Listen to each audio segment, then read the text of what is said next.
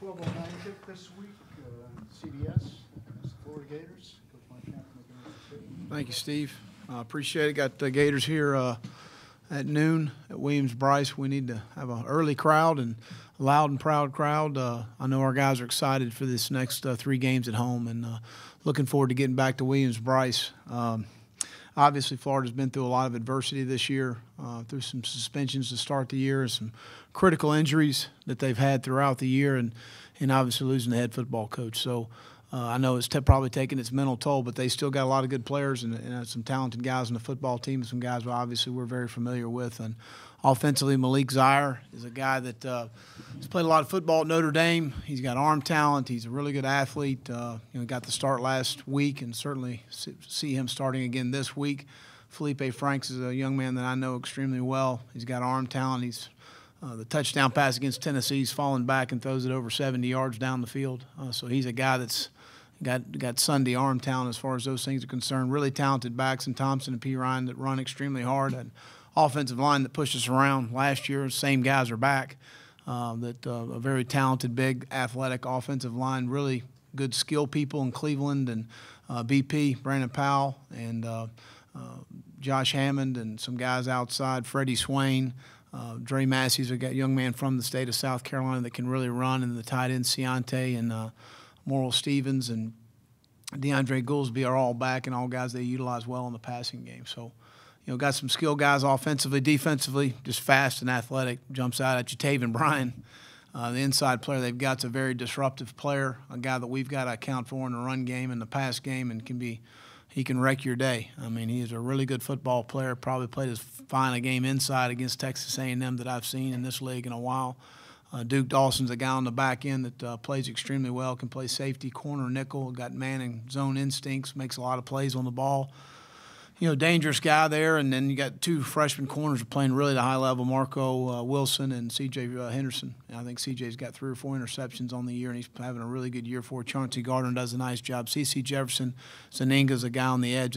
Is an issue you've got to account for in the pass rush, and Kerry Clark does a nice job inside. So they got a talented defense. They've had some really tough injuries on defense. You lose Marcel Harris before the year starts, and a leader for them, an outstanding player, had an outstanding year a year ago, and then Nick Washington they lost this year is a leader for them, as well as Jordan Sherrod, also off a defense that lost about 7 guys drafted in the NFL. So they've taken some hits there. Specialist, really good. Eddie Pinero's a guy that's got a big leg. When they cross the 50, he's in range. He's kicked most of their kickoffs out of the end zone this year. And Johnny Townsend's averaging right at 50 yards a kick, and a fantastic athlete in person. So good people in the return game as well. So we got to be able to cover down and spread the field and tackle in space and against this team. And injury-wise for us, Taylor Stallworth right now to me would be the only person that I would say would be questionable. We did have some guys that didn't take many reps today or some at all, but we fully expect them to be back tomorrow, Thursday, and Friday, and be ready for the game on Saturday. So Taylor's the only guy in my mind right now that would be questionable. And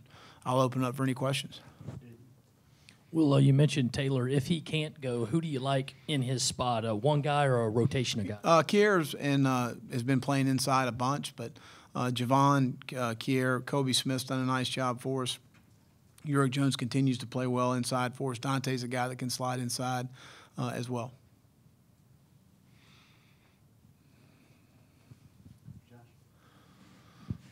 What has Javon Kinlaw's development meant for this defense? Oh, it's been huge for us. I mean, just a very difficult guy to block inside. He's a space eater. He eats 2 blocks, and we coach front a little differently than a lot of teams do as far as how we play, and from a standpoint of understanding that what we call a twofer is taking 2 blocks is really important to keep our linebackers clean and free. Most of the teams that do play the run well, that's the way they play. And you watch Georgia, and you watch Alabama, and you watch Auburn, that's the way we play.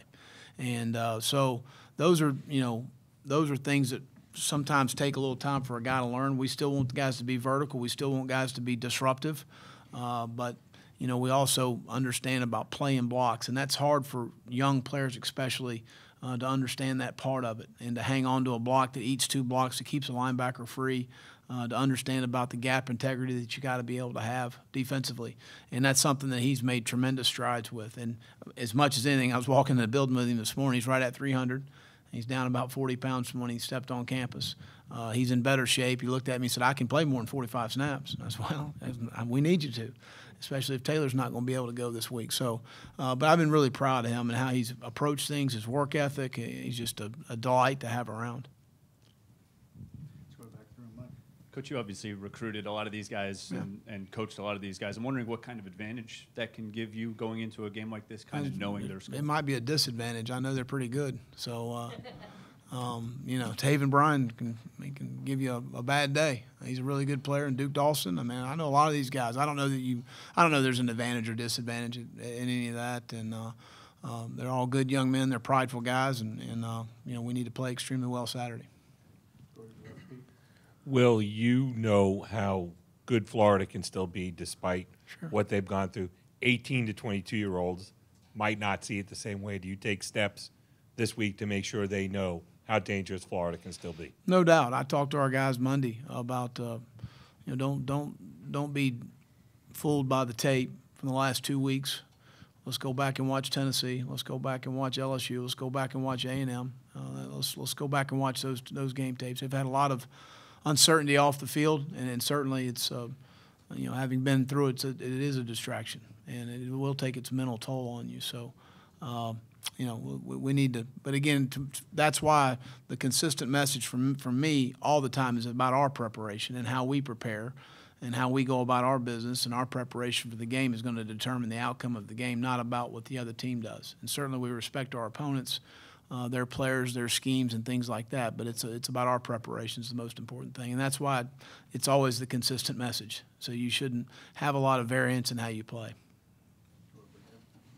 Obviously has nothing to do with Saturday, but now knowing that Debo is going to be back next year, what does it mean long term for you guys? Oh yeah, I should have been. Now is the time and place. I knew it Sunday night, but I didn't want to. Well, no. I didn't say no. That's the young man's announcement and his family. That's not my announcement, And I talked to his mom and he and his family, and I just have always felt like that's the young man's announcement. That's their decision, not mine. And obviously we're excited. I think it says a lot about our program to have a guy like Bryson Allen Williams and Deebo Samuel and guys that are excited about coming back to South Carolina. They see what we're building. They see what's happening. They see the support that we have. And they want to be Gamecocks, and that's exciting. And Debo's, well, he's excited. I mean, I told him he's excited about coming back, the opportunity to be back, the prospects of moving forward, and I mean all the things. It's an exciting time here at the University of South Carolina. Kind of going off that, you've talked a lot about the next man up philosophy. This team has lost, 3, maybe 4, relatively key parts for season-ending injuries, and has kind of kept on trucking. Is there a level of pride, sort of, in seeing the way that the team has kind of gone on and sort of lived that next man up mentality almost? Absolutely. I think in life, every day you either make progress or excuses, and we don't make excuses around here. And regardless of who or what or the situation or circumstance, we need to make progress, and that's what we're trying to do. And I think our guys have bought into that mentality and understand that when your number's called, we need your best when your best is needed. Coach, when do you teach your defensive backs to kind of maybe go for an interception or kind of play back and make a tackle as to not get burned? Try to find a good balance there? How do you kind of teach that to your defensive backs? Well, I always talk in terms of playing the ball what I would call in phase. And generally, if you can touch the receiver, then you're in phase, whether you're running with the receiver down the field and the receiver's on my hip, and if I can feel the receiver, then I want to turn and play the ball. I want to be able to do that. If I'm not in phase with the receiver, it means I can't touch the receiver. The quarterback's not throwing it to me, he's throwing it to him. So the worst thing I can do is read back, create more separation in the down, and watch him complete the pass, because that's what's going to happen. So if we're in phase with the receiver, which means we can touch the receiver, we want to make a play on the ball.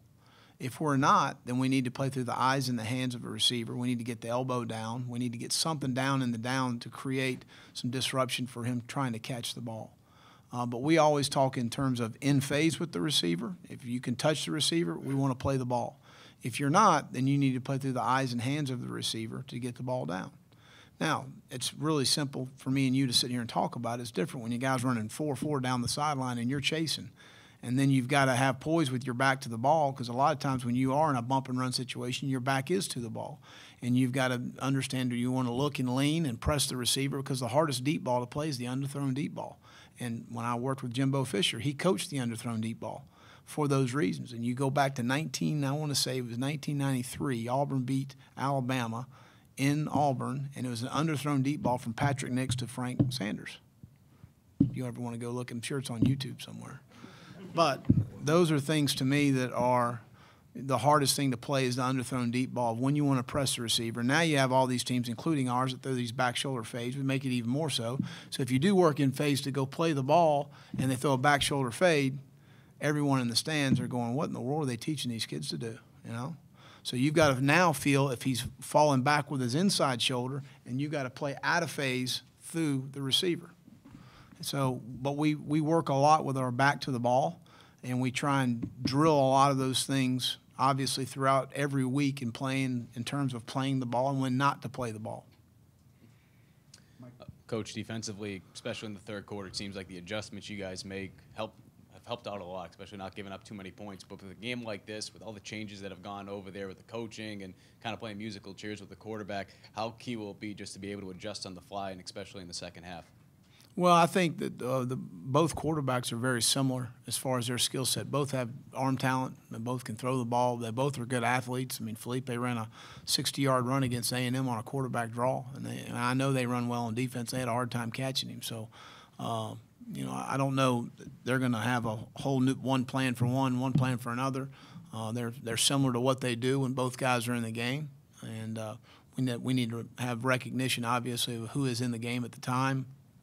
But there's only so much you can change in a week or two's time as far as who you are and what you're doing. And obviously there'll be some new things, and I think they do a good job each week of giving you some things you need to adjust to in the game, whether it's in the run game or the pass concepts or a motion or a shift or a formation.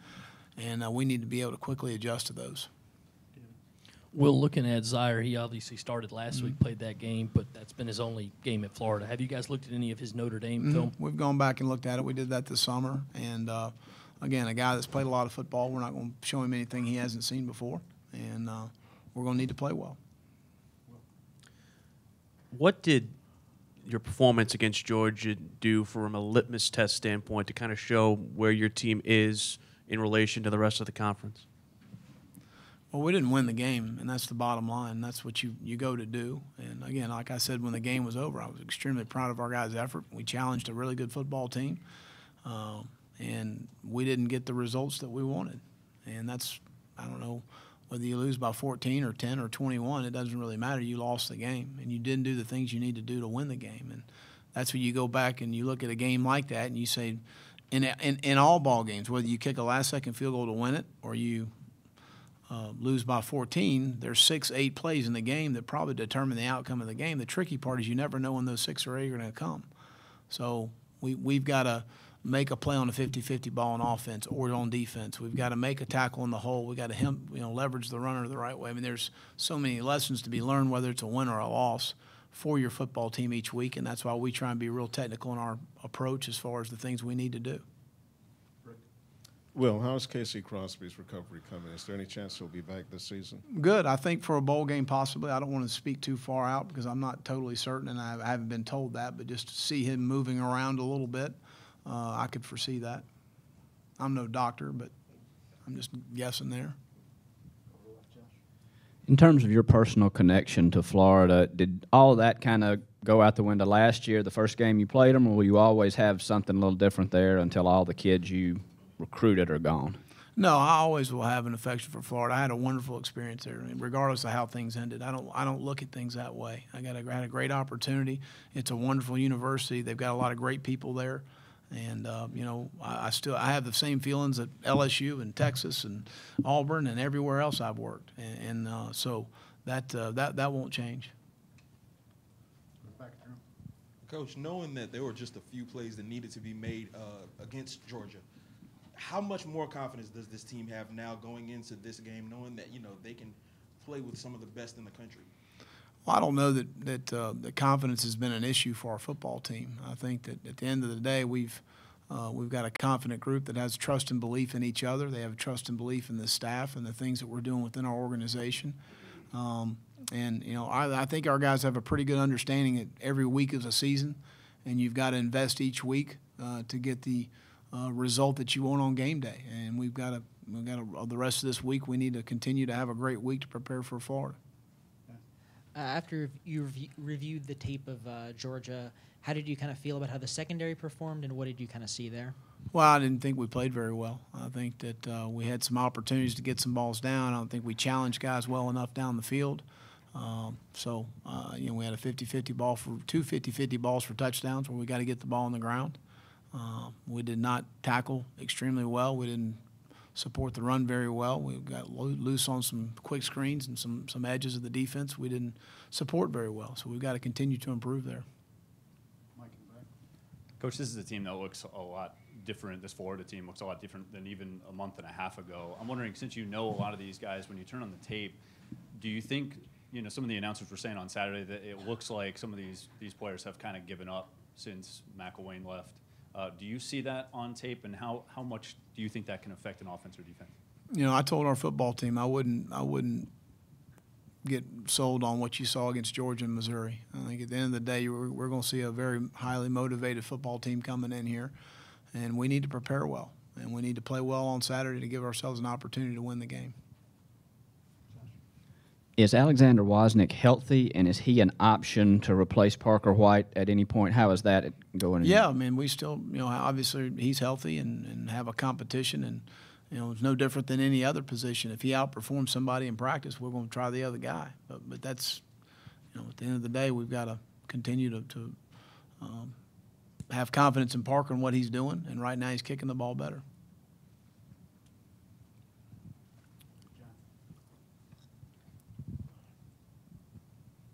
You mentioned that Florida's offensive line pushed around your defensive line last year. Is that something that you've brought up to them? And just from a more broad perspective, how do you feel like your defensive line has improved over the course of the year? Oh, I think we've improved tremendously. I think you watch even from last year to now, and from the beginning of the season, and now we're playing blocks much better. We're playing much more square on the line of scrimmage. We're playing with a better pad level. Offensive lines are not getting as much push as they have at times this season, and certainly from last year. We've made leaps and bounds progress. So, but no, I think that our guys know we got pushed around last year. They ran the ball at will last year against us. So, and it's the same offensive lines, the same backs, the same run schemes. So our guys understand that. Obviously, in the moment, you're thinking very much about next game this season, but do you ever allow yourself to think a little bit about what it will mean next year to get Arico, Adebo, Bryce Allen, and Casey all kind of back, reinforcing this group? Well, certainly. I mean, having those guys are all really good football players, and the guys that have replaced them, their experience is going to be invaluable again moving forward. So, but I haven't spent a lot of time thinking about it. No, I appreciate you bringing it up, though. China in the middle.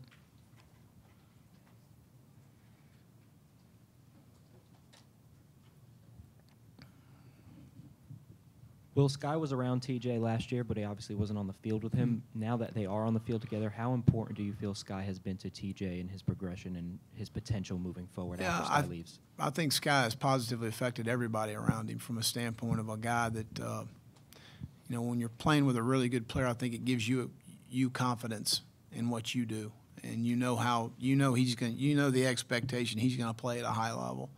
And it allows you to feel confidence in your job, knowing the guy you're lined up next to you is going to play at a high level. But he's very, you know, Sky's a very smart player, very instinctive, and I think he's positively rubbed off on a lot of guys defensively for us this year. With Taylor not practicing, how important is it for a guy like Akir Thomas to continue to get those reps inside and to be multiple, as I'm sure you stress with a lot of different guys? Well, he's done that all year for us. He's played in every game, inside and outside. But Akir's really smart. He can handle that. It takes somebody that can handle a lot of variables and moving parts to be able to do that.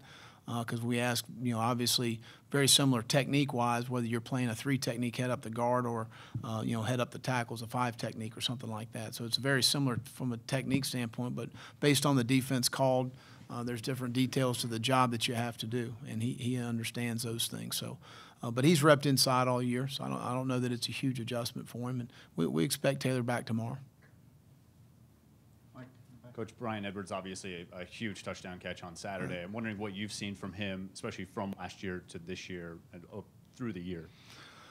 Probably as much as anything, just confidence. First of all, Brian was not very healthy when we first got him. He had a knee coming out of Conway there and was coming off surgery, I believe, 1st of December maybe, or maybe end of November. But, going in that first spring, being mid-year, he's gotten so much stronger in the weight room. He's a very hard guy to cover because he can bend you around. At the top of routes, he's really strong in his lower and upper body. But he catches the ball extremely well. He's fearless. He goes across the middle and he'll make the tough catches. But he's got vertical speed down the field. He's just a hard matchup. He's a very difficult matchup. But, again, Brian's a delight. He's always got a smile on his face. He's always working extremely hard. Whatever you ask him to do, whether it be special teams or anything, he's willing to do anything to help the team. So he's a consummate teammate, and I'm glad he's a Gamecock. Questions for Coach? All right, have a great day.